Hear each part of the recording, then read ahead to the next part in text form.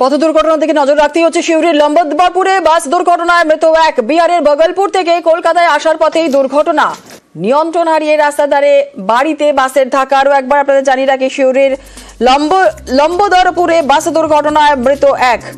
বিহারের বগলপুর থেকে কলকাতায় আসার পথে এই দুর্ঘটনা, নিয়ন্ত্রণ হারিয়ে রাস্তার ধারে বাড়িতে বাসের ধাক্কা।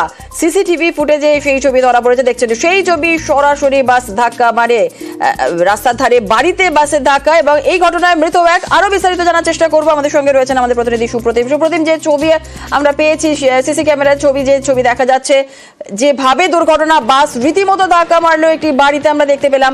কি খবর পাওয়া যাচ্ছে? আহত কতজন যাত্রী হয়েছেন? একজন মারা গিয়েছেন, এই খবরও তো আমরা পাচ্ছি। একদমই, দেখো সেটা হচ্ছে বিহারের ভাগলপুর থেকে কলকাতা যাওয়ার যে বাস, এই বাস প্রত্যেকদিন চলে এই রাস্তা দিয়ে। কিন্তু গতকাল রাত্রে যখন ঠিক 12:45 নাগাদ বাসটি যাচ্ছিল, সেটাই বাসটি নিয়ন্ত্রণ হারিয়ে শুধু লম্বদরপুর এলাকায় একটি বাড়ির মধ্যে বাসটি ধাক্কা মারে। বাসটি বাড়ির যে অংশটি ঢুকেছে, বাড়িটিও ক্ষতিগ্রস্ত হয়েছে, এবং ওই বাড়িতে যে ঘুমাচ্ছিলেন তিনিও কিন্তু প্রাণে লেগেছেন। তবে এই ঘটনায় কিন্তু বাসের যে চালক, তার মৃত্যু হয়েছে। তাকে সিউড়ি সুপার স্পেশালিটি হাসপাতালে নিয়ে যাওয়া হলে তাকে মৃত বলে ঘোষণা করা হয়। তবে বাসটিও কিন্তু ক্ষতিগ্রস্ত হয়েছে, এবং আমরা এটা জানতে পেরেছি যে বাসে প্রায় 50 জন মতো যাত্রী ছিল, যাদেরকে অনেকেরই লেগেছে, এবং প্রত্যেকে সিউড়ি সুপার স্পেশালিটি হাসপাতালে গতকাল রাতেই নিয়ে যাওয়া হয়।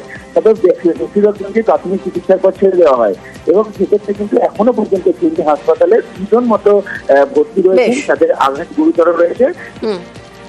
ধন্যবাদ।